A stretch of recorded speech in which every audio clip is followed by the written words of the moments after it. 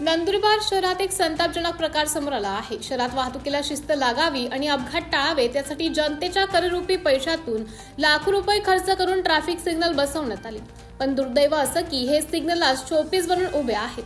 गेल्या आठवड्याभरापासून शहरातील प्रमुख चौफुलावरील सिग्नल पूर्णपणे बंद पडलं असून वाहतुकीचा पार बोजवारा उडाले आहे। रक्ताने माखलेला इतिहास तरीही प्रशासनाला जाग नाही। नंदुरबार मधील प्रमुख चौफुल्यांवर यापूर्वी अनेक भीषण अपघात झाले आहेत। या चौकामध्ये अनेक निष्पाप शाळकरी विद्यार्थ्यांना आपला जीव गमवावा लागला आहे।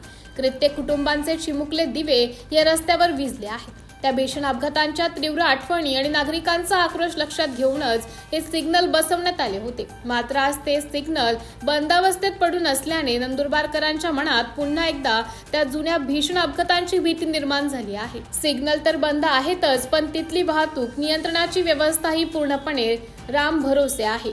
ट्रॅफिक पोलीस कधी असतात तर कधी गायब। पोलीस नसताना चौकात चारही बाजूंनी वाहने अचानक समोरासमोर येतात। शाळा कॉलेजच्या वेळांमध्ये लहान मुले आणि पादचाऱ्यांना रस्ता ओलांडताना जीव मुठीत धरून जावे लागते। एकीकडे लाख रुपये खर्च करून तंत्रज्ञान आणायचे आणि दुसरीकडे ते बंद ठेवून नागरिकांच्या अपघाताच्या दरीत ढकलून द्यायचे। हा प्रशासनाचा कसला कारभार असा संतप्त सवाल आता नागरिक विचारत आहेत। नंदुरबारकरांचा थेट इशारा, आणखी किती बळी घेणार? सिग्नल हे शोभेचे बाहुले नसून लोकांच्या सुरक्षेसाठी आहेत। जर ते सिग्नल चालूच करायचे नव्हते तर मग जनतेच्या लाखो रुपयांचा चुराडा कशासाठी केला, असा संतप्त सवाल नागरिक आणि पालकांकडून केला जात आहे। आता तरी संबंधित अधिकारी या गंभीर समस्येकडे लक्ष देऊन सिग्नल सुरू करतील की आणखी एका निष्पापाचा बळी जाण्याची वाट पाहतील, याकडे संपूर्ण नंदुरबारकरांचं लक्ष लागलं आहे।